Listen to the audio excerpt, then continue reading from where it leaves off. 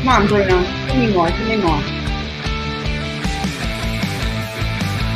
Getting my smile.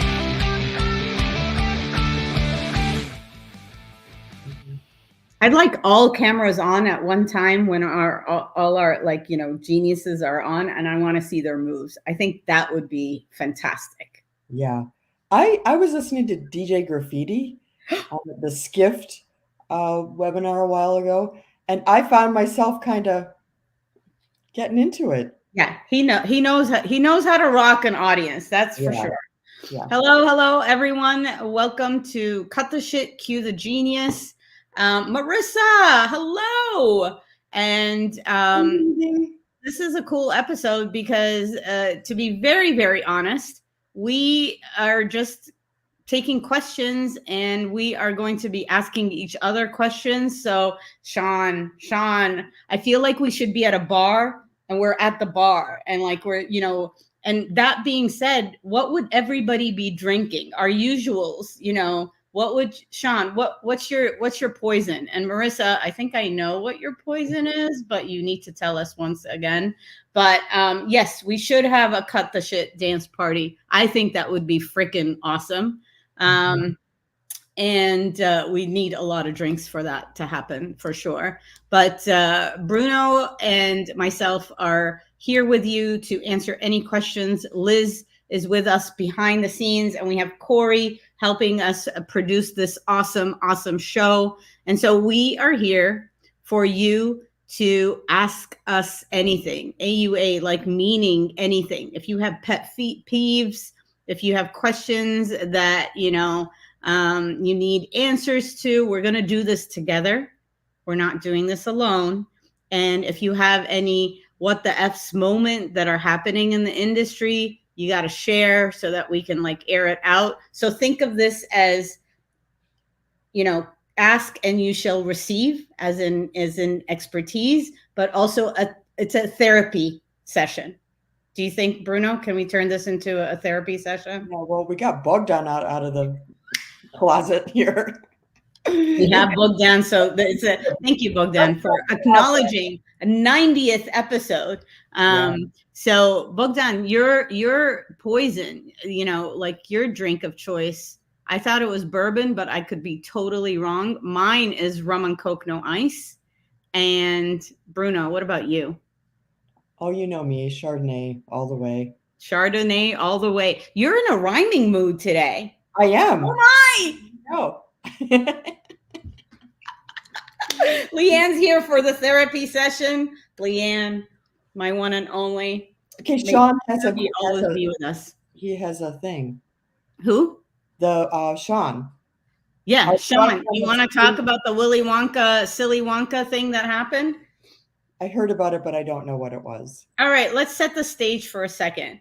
Yeah. All of a sudden, there's this beautiful immersive experience that was promoted to tons and tons and tons of people, where it was almost like they were promoting it. It's Fire Festival, so I'm going to lead that way.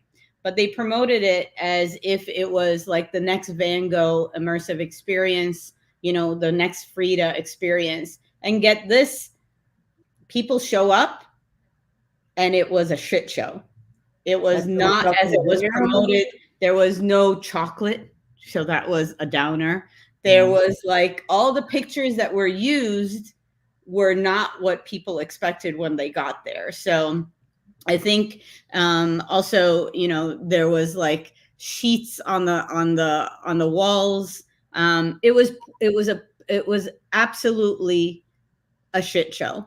And, the other thing that people are questioning is, first and foremost, was this always planned, that they were just going to take people's money but not deliver the experience?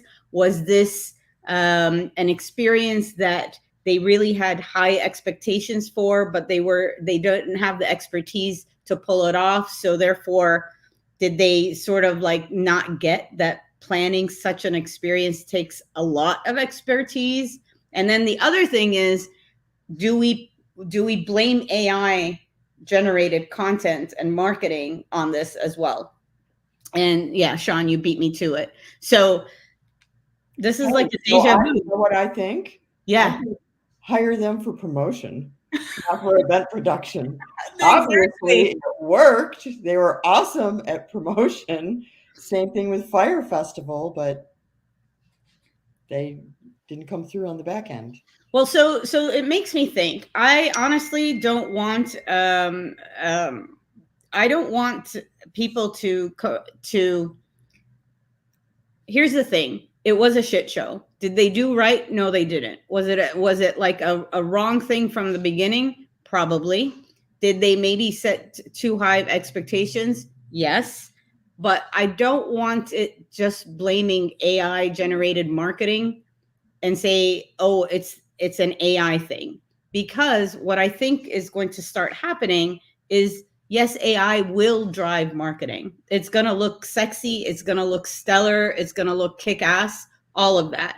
What I think is also going to need to happen for some of these events, especially if it's a first time event, is the peer-to-peer recommendations, or how do you say it, promotion from people that have either seen it first, so you are being recommended by these experiences from people that you trust and like almost trip advisor recommendation style. Do you know what I'm saying? Yeah, I do. I disagree with you on the AI thing, though. Why? I don't think AI is going to drive marketing. I think smart people are going to use AI tools selectively.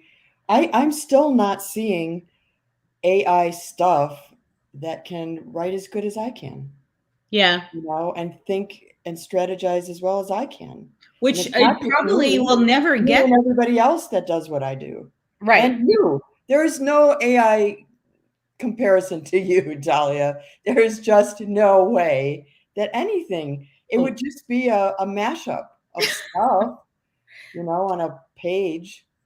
I agree with you. I don't think it will ever have the tone, but here's the beauty of it is it's not supposed to replace Bruno. It's Mhm. supposed to complement Bruno. But what I'm thinking of, if you have these newbies that are coming into the event space and they say, now I have this magical thing called AI that can help me get a ton of money and I get out of it, there's going to be people that are going to use it as a weapon. But let's hold back for a second. This is another deja vu, not Fire Festival. Do you remember in 2016, and Bogdan, tell me if you remember this as well, where there was a future of events that was supposed to take place in Amsterdam Yeah. from a certain Dutchman. And then 4 weeks out, he canceled the whole thing. He had 150 exhibitors. He had a roster of like kick ass speakers, all of them that had planned trips to go to Amsterdam. And then he pulled the plug and he said he was bankrupt and all the money was gone. Okay, but that's a little different than saying, No, okay, come, and then the event is horrible. Plenty of people do that. you think it's different though? Yeah, I do. I think there was a level of, well, in admitting that he couldn't pull it off was a level of honesty. Uh, Yeah. it's Or legitimate to, you know, understand that he wasn't great at business. You know, so this was literally sounded like a con. I think we should get Julius to find that guy and interview him. That guy, woman, whatever person. who? From Like Willy Wonka or from the Willy Future of Wonka, Events? the Willy Wonka people. Oh, Because yeah, we Julius should got put the fire Julius on. guy. Let's just get on the case, Julius. Go get this guy and So, see. Shapiro, what are you saying? So, as we speak, we are editing AP stories that have clearly relied too heavily on AI to be constructed. They're using it to complement, I'm sure, but they're not removing the verbiage that strike us as very okay. So this is the dangerous part. This is turning into an AI conversation from a Willy Wonka conversation. So let's put an end to the Willy Wonka.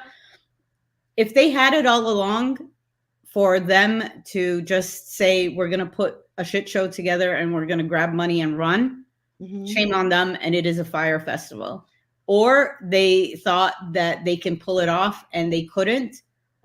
This is where the expertise of real event planners should have kicked in way before opening the doors. Mhm. So, but Willy Wonka is AI. Bogdan, I don't know what you mean. But going back to Shapiro's comment, we're going to see a lot of that where, and actually there are apps right now that take a look at content and will tell you, and even abstracts that will tell you if they were created by AI or not. I don't think you need to have that. I think you can look at it and just see that it's surface level information. There's no personality. The question is whether it's going to get better and be able to literally duplicate human creativity. So show of hands, just say yes if in the chat. Who uses AI or Chat GPT on a daily basis, and what apps are you using? And Bruno Shapiro agrees with you. Would love to know where you guys are at with AI and what you're using, how you're using it, and what precautions or guardrails that you're putting around it. And if you have any questions, you have to ask us questions. So let's see if we have any other questions other than Sean's amazing question about Willy Wonka. And he is a pina colada dude. So here we go. Leanne, you must have questions. Integrity. So we'll wait for that. So Bruno, I have a question for you. Yeah. Oh gosh, pause. My question. I have a question for you. What did you drink this morning before the show? I'm still nursing my coffee. I wanted to ask you, Dahlia, talk about Exhibitor Live. You were there last week. Yes. We had lots of conversations about how it might be. It's been a show that's been around for a long, long time, always in Vegas.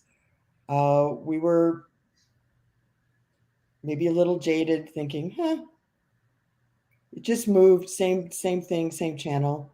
But you were impressed. Talk about it. I was impressed. Here's why I was impressed with Exhibitor Live. So just to paint the historical picture, is Exhibitor Live has been going on for 30 years. And it was one of those shows where basically you had production companies, you had those that designed trade show booths, and it was really one where marketers and event managers, directors would walk the show floor when they are shopping for new booths. And so that was always the historical side of Exhibitor Live. And so what happened was Mark Johnson bought Exhibitor Group, brought in David Dubois from IAE, brought in Kim Gischler, who's the ex-founder of SEMA, the Corporate Event Marketer Association, and they both know this space really, really well, and they knew what they needed to shift from the show. And what was slowly happening is not only did they need to shift the show itself, the design of the show, the content, but they also needed to shift the attendees that were coming to it. So we were lucky to partner with them on the Tech to Grow Collective. We had we had 4 companies with us, and Marissa was with me for one day, but yes, she was a highlight of my time in Nashville. But the beauty of Exhibitor Live show was, first and foremost, the new leadership team and the marketing team were super open to ideas on how to promote not only the tech companies, but via content, all the exhibitors that were there. Second is the exhibitors themselves, even those that were doing like booth design, were trying to elevate their conversation and their services to become agencies, because they realized this time is where they don't only come in to design a booth, they have to come in and design experiences. They have to come in and design interactions. So they were super curious, not only in the attendees that were walking the show floor, but really asking the questions, what more do you want? The third thing, which I thought was fantastic, was on the second day of the exhibit hall, Exhibitor Live team opened the show 1 hour earlier for peer-to-peer partnerships and getting to know the other exhibitors. So like all the exhibitors, this is where we always said, tell your exhibitors that they should be almost like shaking hands and getting to know the other exhibitors. So they left an hour for them to do that with coffee in hand, which I thought was phenomenal. And then the other thing that I thought was really, really cool, it is a very sexy show, so I'll share pictures of that. But what I thought was really, really cool was they did tech tours. And so our companies that were with the Tech to Grow, I just got the lead list from the tech tours. There's about 100 qualified names on them. It was with the silent disco headphone thingies and a facilitator with a paddle saying, come over here kind of thing. And it was like they signed up for it by appointments, and they showed up. And I think it's shifting. I think they did a couple of things that were really, really cool. So Nashville made a difference. Sorry? You think moving to Nashville made a difference from Vegas? You know what? I have to say, I'm over Vegas. I'm done with Vegas. I don't want any more shows in Vegas. Like, I want to see other cities. I want like second tier, third tier cities to be involved in being part of the event experience. Nashville was great. It felt like Vegas because we were at the Opryland, and I gotta say, it's like a mini city. My ears were bleeding because of the sound of the fountains under the big glass dome.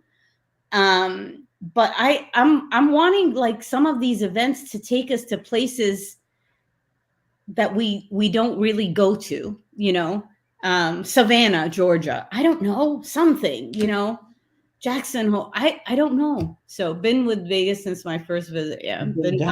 So we have questions, Dahlia. Okay, let's do it. We did rapid fire. Okay. So Marissa says, what tools do you use to supplement your workday? Okay. Are you asking us or are you going to tell us? Because I have like that. I don't really use that many tools. I will occasionally use, I use obviously the internet.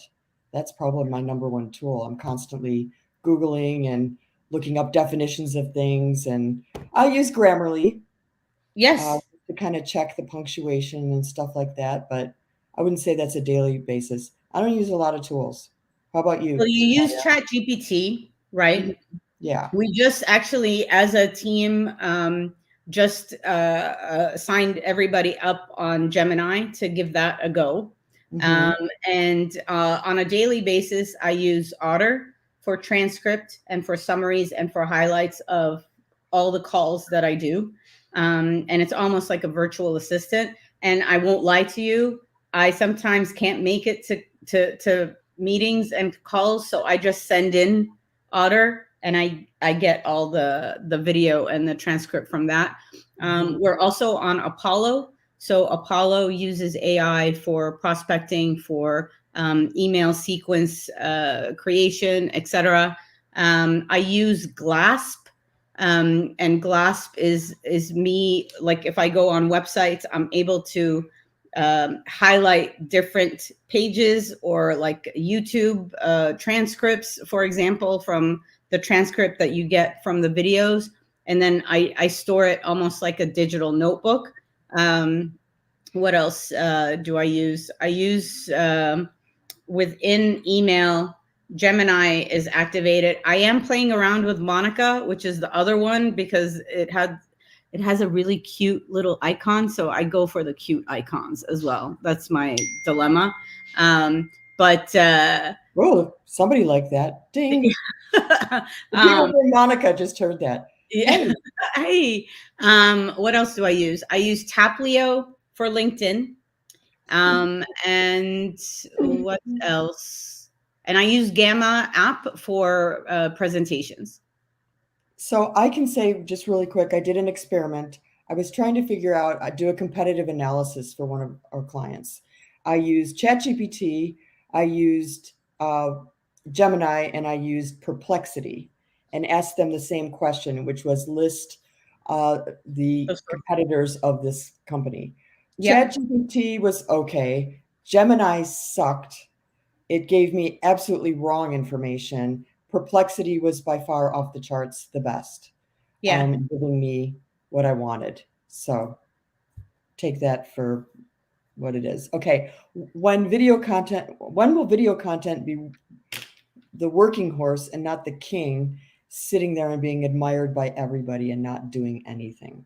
So Bogdan, I saw that question. So here's where I think, and it's kind of funny. I saw this somewhere, but I totally agree with, video content is going to be the working horse, or will be maybe the new throned king, if you will.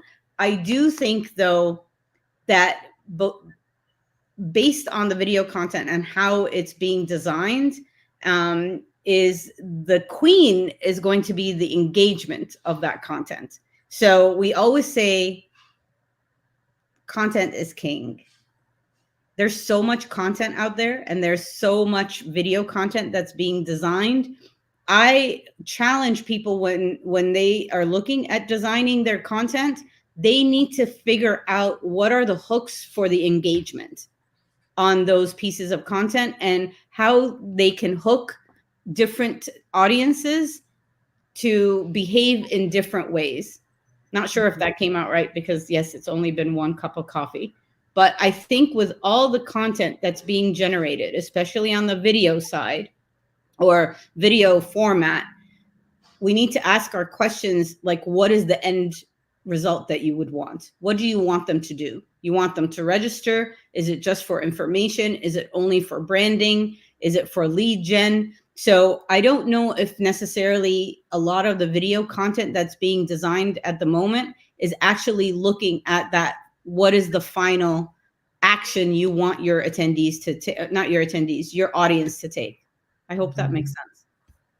So Sean's asking, what about these new hotel fees, like a food runner fee per 100 people? So Sean, I think you saw that comment in the Spin Facebook group, because I was like, what the F is that? And just for everybody to know the context of it, right now, hotels are trying to put all these, like, it's not hidden fees, but these almost like nickel and diming, within the contract. So like, oops, sorry, I lost you for a second. So for example, caterers or buffets are trying to charge $75 per runner for each 100 people they have in the space. And it's just like tiny fees like that. I don't know if they're making up for what they consider lost revenue or anything. There's going to have to be a collective pushback from all the planners against either the hotel brand or I don't know if we're in a point where we can standardize hotel contracts, or the hotel contracting and the concessions and all those rules are going to be under scrutiny and have to be like shouted out loud that we can't take this anymore, or else we're going to take the groups somewhere else, or we're going to feed them a big open field. Yeah, like a protest. So here's where I think, I can see where you're going with that. However, if the hotel or a restaurant or whatever property can definitively demonstrate that that fee is going to the food runner or the wait staff, I am 100% behind it. And I think that our clients would maybe understand, but I don't know if that's what's happening. So there needs to be more study on that, because I think it's a good thing. I've been reading a lot about independent restaurants really struggling, having to, cope with minimum wage requirements and all kinds of stuff like that. So I don't know. I might be okay with it. Sean, what are your thoughts? If you can show us in the comments what your thoughts are, or like how would you address it, that would be fantastic. What other questions? Bogdan wants to know about when we're going to get past the all-in-one platform all-in-one platform concept And I don't think we are. I think it's going in that direction. They'll get bigger and more capable, and it's never going to go back in reverse. What do you think? Well, I think it's still a pipe dream. I think it's a holy grail. I think what people might end up doing is taking a look at, this whole all-in-one platform. I think is still like a marketing speak for different platforms. I honestly have never seen an all-in-one that works perfectly well. I would like to see us speaking more about event tech as martech, and seeing how it integrates with marketing technologies like 100%, instead of band-aids and manual workflows, etc. Yeah, Leanne, you can put me in your little pocket or in your little carry-on if you want me to come to ETL with you, or you can go virtual with it. So let Adam Perry know we need you and Kristen's session to be virtual. But Bogdan, just to answer your question, I honestly think it's a term that is not going to go away. It's just going to have to go away from our side, in the sense of, us really digging deep and asking, what the hell do you mean by all-in-one? Because a lot of people just use it for marketing speak, especially when they see that their competitors are saying the same thing. It's the same as when you have, technology companies saying, oh, we're an event management system. Are you really, though? Like, seriously? Or do you just say that? And if you do, then you should have taken care of the Willy Wonka show. Yeah, I think that whole term, buyers of those types of platforms have to really dig deep. By one platform, do they mean it's a conglomeration of all of their purchases over the last few years, and the behind the scenes code is like, apples and oranges and cats and dogs, and they're trying to smush it all together?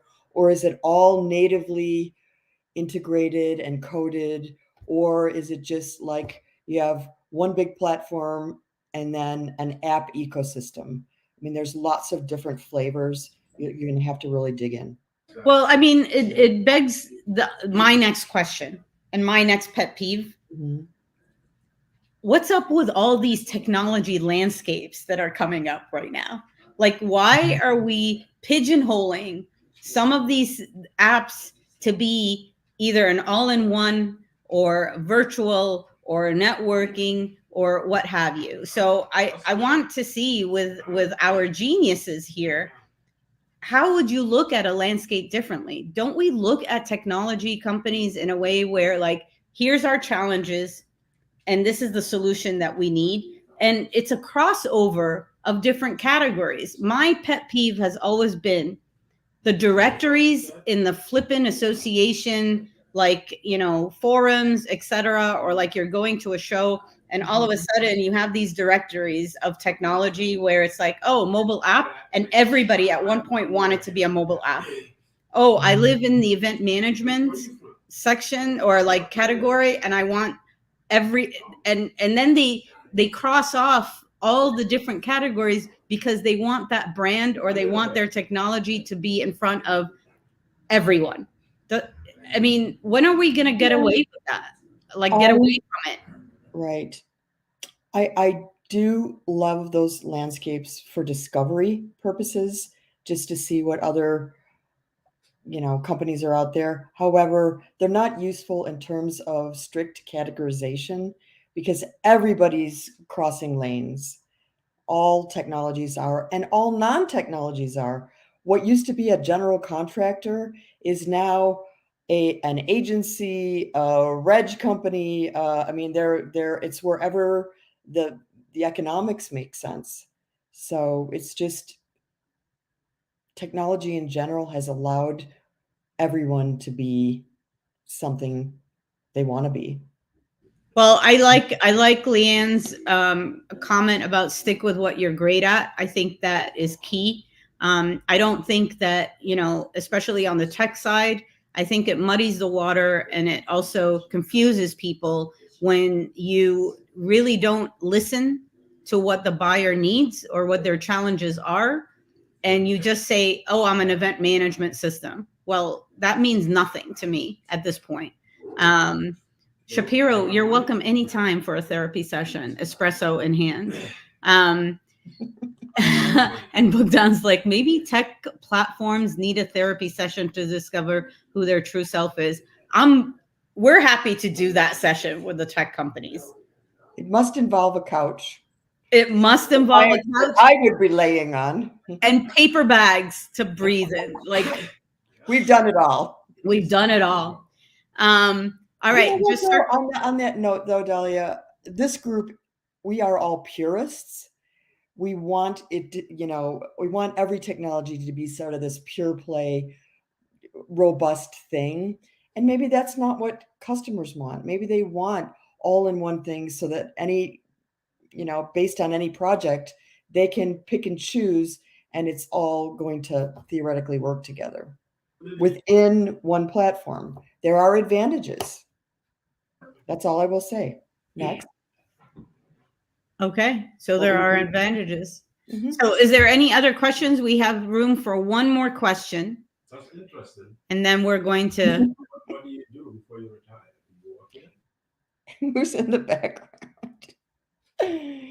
Oh, that is the question. Well, I have a question for you, Dahlia. How do you get through the day with all the ideas that circulate in your head? I'll tell you what I've been doing lately, and it's crazy, but it works for me, is I actually dictated an order, and then I try to decipher it later. Good. I've been told by my team that I should take a break with like the whole fire hose type of approach and, push it in documents before I push it to the team. But I have a feeling there's other people like me that like just are like ideate all day long, especially in the car or in the shower. So, but that's how I do it these days, Bruno.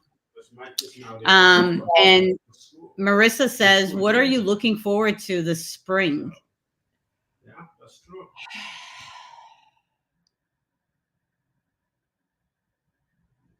I don't know. Freya, talk about Freya. Freya? Well, Freya's 4th birthday is in August, so it's not this spring.